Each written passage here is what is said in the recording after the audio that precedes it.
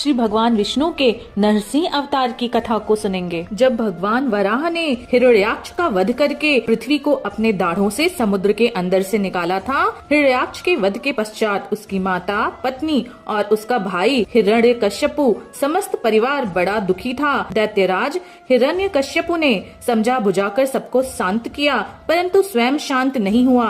हृदय में प्रतिशोध की ज्वाला धधकने लगी। फिर उसने निश्चय करके मंदराचल पर्वत की घाटी में घोर तप किया। तपस्या से प्रसन्न होकर ब्रह्मा जी ने उससे वरदान मांगने को कहा। उसने कहा कि मैं चाहता हूँ कि आपके बनाए हुए किसी भी प्राणी से मेरी मृत्यु ना हो। भीतर बाहर दिन रात किसी अस्त्र शस्त्र पृथ्वी या आकाश कहीं भी मेरी मृत्यु ना हो। युद्ध में कोई भी मेरा सामना ना कर सके और मैं समस्त प्राणियों का एक छत्र सम्राट बनूं। ब्रह्मा जी ने एवमस्तु कहकर उसे सभी वरदान दिए। वर प्राप्त करके संपूर्ण दिशाओं को अपने वशीभूत कर लिया। तपस्वी, व्रती, यज्ञ करने वाले सभी साधु संतों को उसने राक्षसों को आदेश दिया, उन सबको मार डालो, क्योंकि ये सभी विष्णु की जड़ हैं और धर्म का परम आश्रय। जब वो त्रैलोक्य में धर्म का नाश कर रहा था, वहीं हिरण्यकश्यप का पुत्र भक्त प्रहलाद, वह जन्म से ही श्री विष्णु के भगवत भक्त थे। भक्त प्रहलाद 5 वर्ष की आयु में उस समय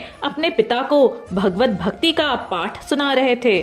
अपने ही पुत्र को भगवान विष्णु का भक्त जानकर उसने यह निश्चय कर लिया कि यह तो मेरा शत्रु है जो पुत्र रूप से प्रकट हुआ है। अतः उसने अपने पुत्र को मार डालने की आज्ञा दी। दैत्यों के सब प्रयोग व्यर्थ हुए।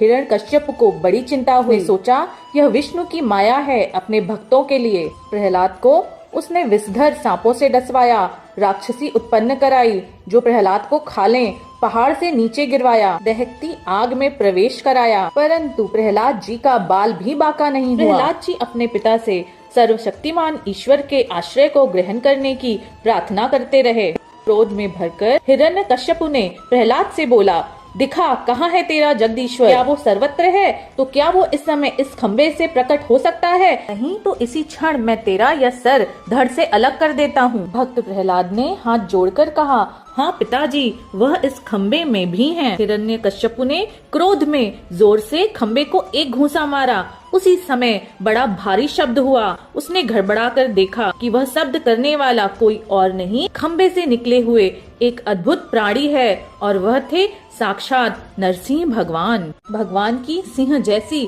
अलौकिक आकृति देख वह इस उधेड़ बुन में लगा ही हुआ था कि यह कौन है। भगवान ने उच्च स्वर से प्रचंड भयंकर अट्टहास करके उसी संध्या के समय अपनी जांघों पे रखकर अपनी नखों से उसके पेट को चीरकर उसी क्षण उसे मार